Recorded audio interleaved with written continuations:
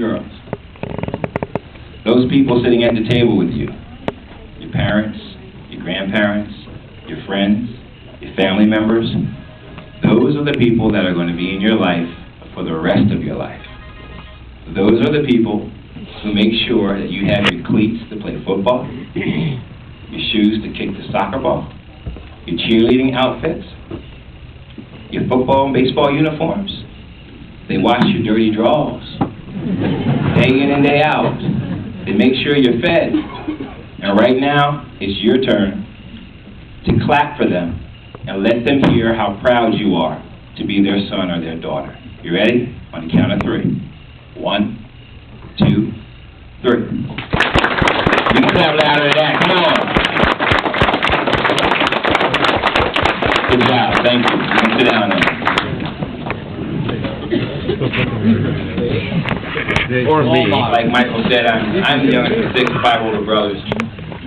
And my brother Mike and I were blessed to have the opportunity to go to college together.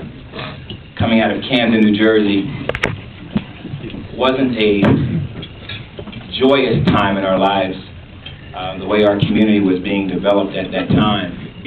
But Mike and I were able to escape, I'll say.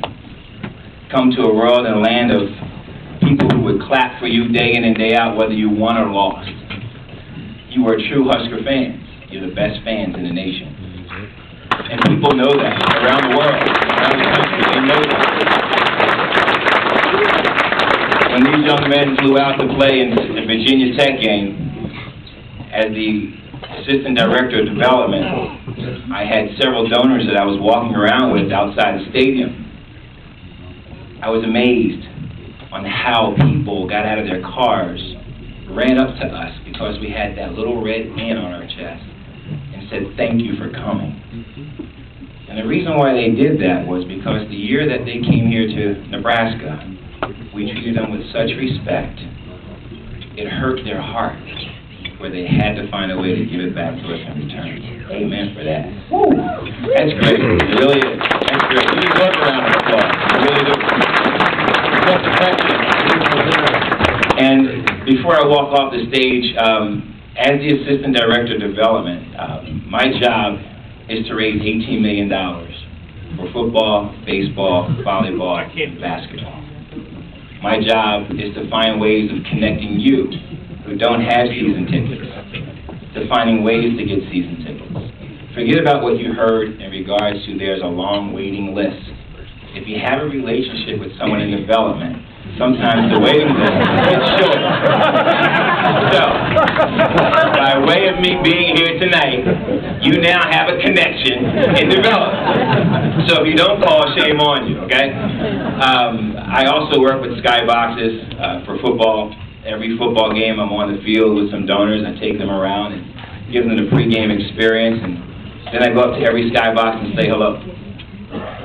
Some people say I've got one of the best jobs in the state. I do sports every day. I get to touch young men's lives like this every day, and young women.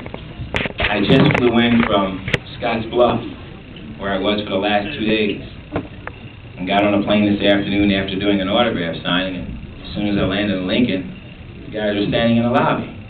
Threw my stuff in the car, hopped on the next plane to be here with you. But life is good. We've got some great young men here today who did an outstanding job for us this year. They put the name Nebraska football back on the map.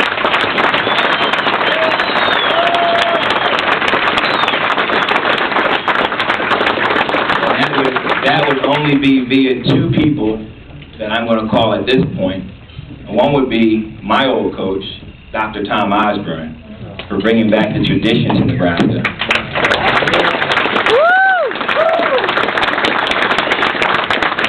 And the second one would be Coach Bo Pelini and his strategy to put the team back where they need to be.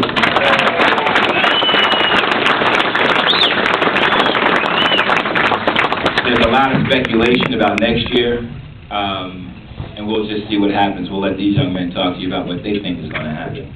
But the last thing I want to share with you is that in development, we are launching a new campaign, and it's for a practice facility for our men's and women's basketball.